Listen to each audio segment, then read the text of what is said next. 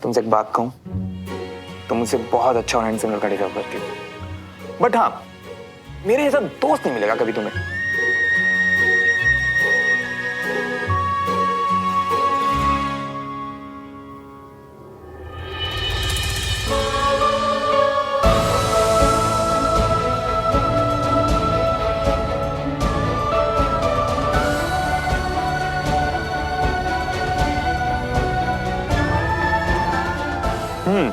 वैसे तुम आज अच्छी नहीं, बहुत खूबसूरत लग रही हो। और जो तुम्हारी वो स्माइल है ना, हाँ ये हुई ना सोफी स्माइल। सच? पूरा नहीं। जाओ अब, मेरा मेकअप खराब हो जाएगा। एक सेकंड, ये मेकअप था? मुझे लगा तुम्हारी स्किन नेचुरली ग्लो करती है।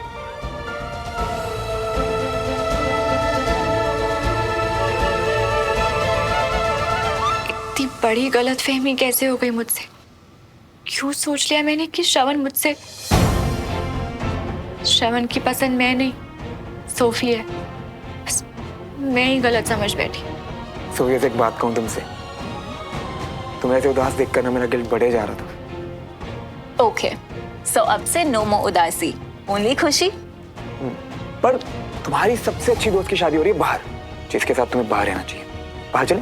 सो मिस्टर कैप्टन, अब मुझे माफी मांगने के लिए क्या करना पड़ेगा? माफी भी मिल जाएगी अगर तुम मेरे साथ बाहर चलो और अपनी दोस्त के साथ रहो। Okay. चले?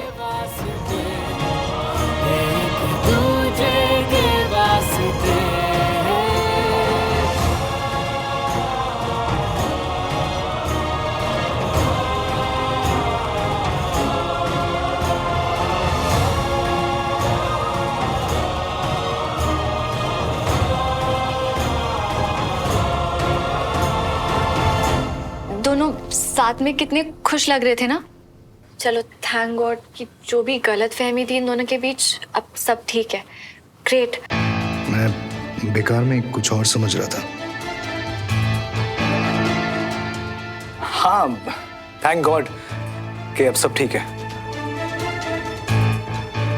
वैसे वो कहते हैं ना, जो लोग प्यार करते हैं उनसे पूरी दुनिया प्यार करती है। आज उनको देखा ना तो ठीक वैसी फीलिंग आ रही है। दोनों साथ में बहुत अच्छे लगते हैं ना। ठीक हमारी तरह। वैसे जितनी स्पीड से ये लोग आगे बढ़ रहे हैं ना, मुझे लगता है श्रवण मुझसे पहले घोड़ी चढ़ जाएगा। और सोफी, बाहर चले, कहीं रस्में शुरू ना हो गई हो।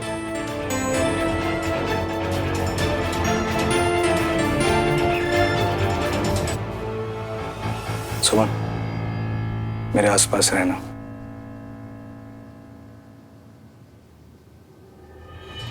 बहुत बड़ी गलती होने से बच गई मुझसे। श्रवण सोफी के साथ खुश है, मैं श्रवण की लाइफ और कॉम्प्लिकेटेड नहीं कर सकती। इस टाइम मैं रियलिटी को एक्सेप्ट कर लूं।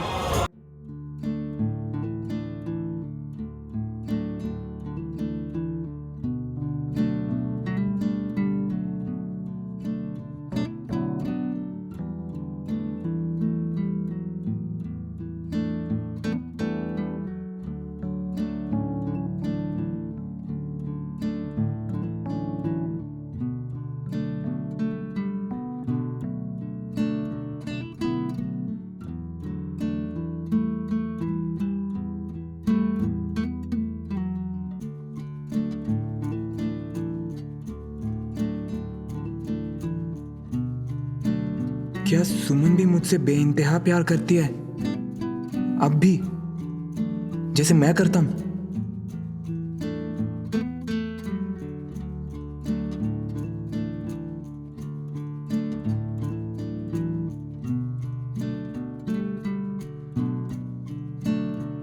तुम्हारी खुशी मेरे लिए सबसे ज्यादा इम्पोर्टेंट है श्रवण, चाहे वो किसी और के साथ हो। सच्चा प्यार तो ऐसा ही होता है ना।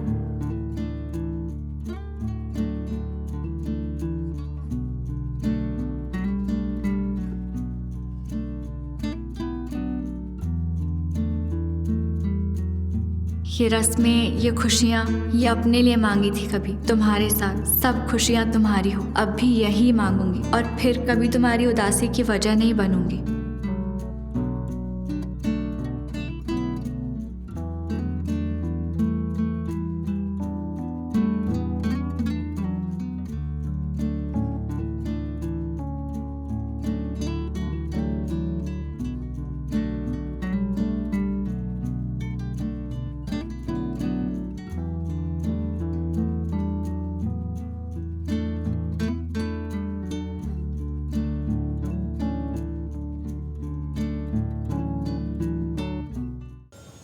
मम्मा ये रूपाली दीदी क्यों रो रही हैं?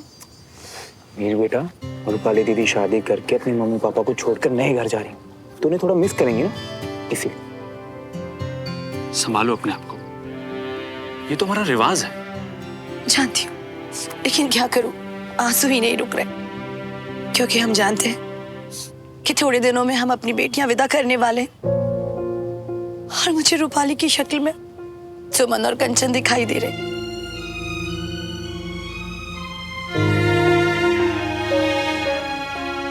बच्चों की शादी कराना माँ बाप की जिम्मेदारी नहीं, बल्कि उनका सम्मान भी होता है, और इनको आगे की जिंदगी के लिए तैयार करना हमारा फर्ज है भी ना, है ना? हाँ, जानती हूँ, इसलिए चाहती हूँ कि सुमन अपने केस का चक्कर खत्म करे और अपनी नई जिंदगी की शुरुआत करे, क्योंकि बेटी जब मायके से विदा होती है ना, तो खुशियां लेकर जाए, बोझ नहीं। अरे आंटी, आप इतना क्यों रो रही हैं? इतने प्यारे और समझदार बच्चे हैं आपके, आप कोई स्ट्रेस मत लो, सब अच्छा होगा। ओके? अब ठीक है, तो मैं चलता हूँ। ओके, नमस्ते। नमस्कार।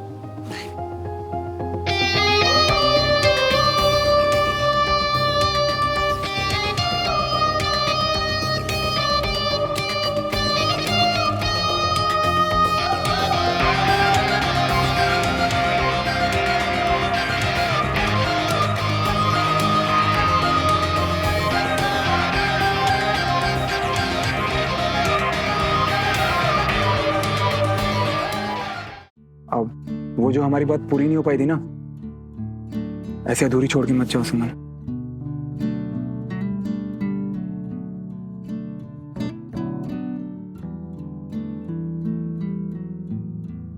बहुत बार अधूरी रह गई ना श्रवण। मैं तुम्हें आज जो कुछ भी कहने जा रही हूँ, पता नहीं तुम कैसे रिएक्ट करोगे, क्योंकि मैं बस ये मत सोचो कि मैं क्या सोचूंगा, बस कह दो।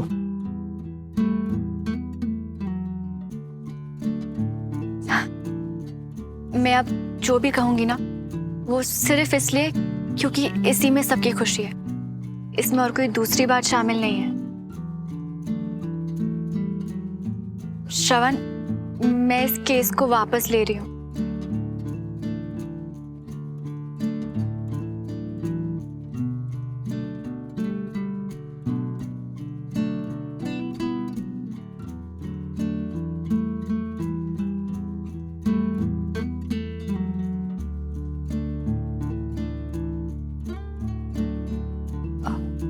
तुम कुछ कहोगे नहीं?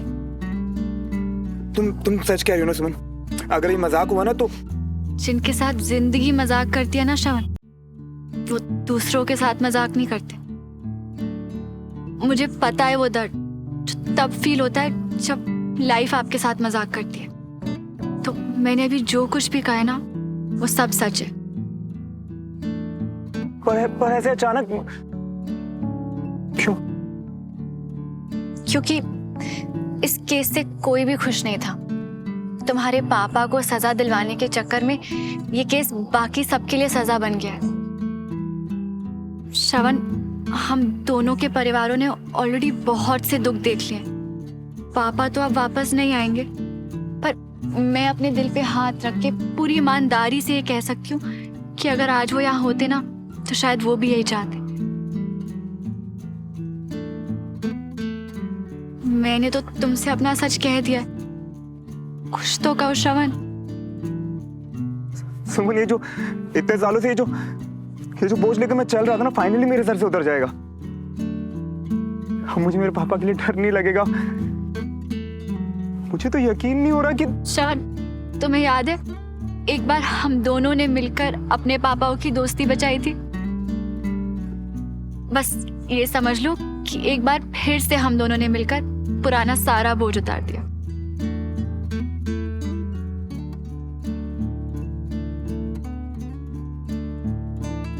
Thank you so much. Thank you so much सुमन।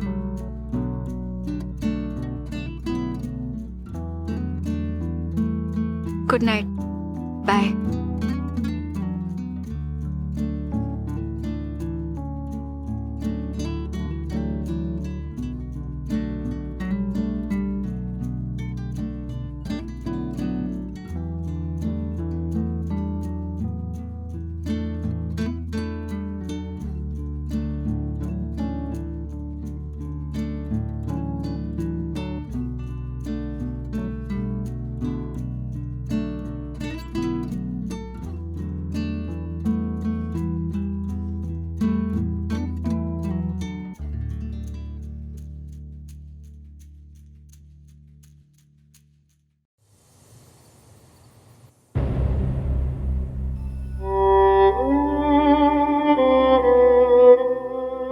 मैंने ठीक किया ना पापा? किसी को भी सजा दिलवाने से ज्यादा जरूरी तो दूसरों की खुशी होती है ना पापा? बहुत देर बाद आपकी कई बात समझ आई कि जहां नफरत जीती है वहां खुशी कभी नहीं आ सकती। पापा, देवराज अंकल की पनिशमेंट से ज्यादा जरूरी मेरे लिए मेरी फैमिली की खुशी है। जो मैं चाहती थी वो तो नहीं मिल सका, पर चाचू, चाची, कंचन, वीर, ये सब तो खुश रहे। और श्रवण, आपको याद है पापा, आपने एक बार कहा था कि श्रवण मेरे लिए सही लड़का नहीं है। लड़का सही था पापा, बस मेरी किस्मत में ही नहीं था। मैं ना उसे उदास नहीं देख सकती पापा। वो तो खुलकर हंसना ही भूल गया है। तो ये फैसला ना मैंने इन सब के लिए लिया है।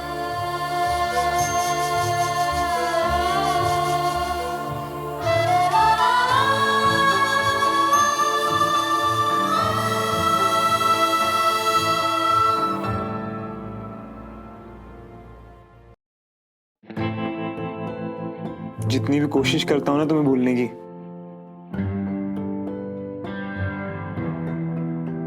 उतनी ज्यादा बढ़ जाती है फीलिंग्स। और आज जो तुमने ये केस वापस लेकर मुझ पे, नहीं, एहसान नहीं, बल्कि हमेशा के लिए मुझे बांध लिया खुद से।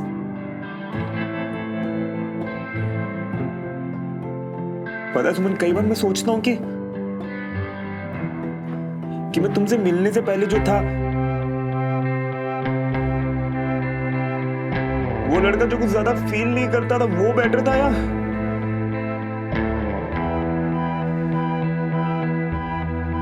तुमसे मिलने के बाद ये आज का श्रवण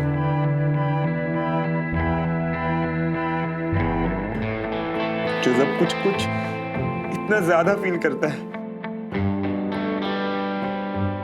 इतना कुछ आनंदा सुमन की तुम्हें भूलना और तुमसे तुलना नहीं कर पाऊंगा मैं।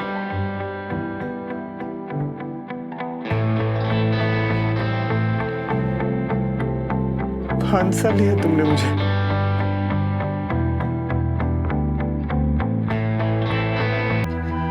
क्यों किया सुमन? क्यों किया?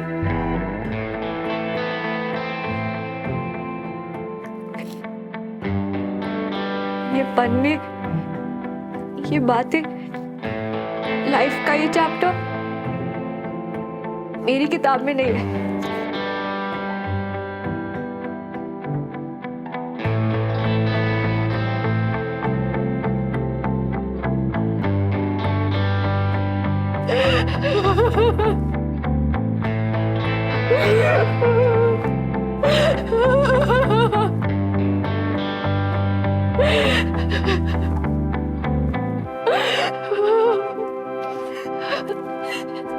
दुनिया के सामने इतनी स्मार्ट, इंटेलिजेंट ऑफिसर कैप्टन सुमन तिवारी, अंदर से वही पुरानी स्टूपिड सुमो निकली। बुद्धू भी सोच बैठी श्रवण के दिल में तेरे लिए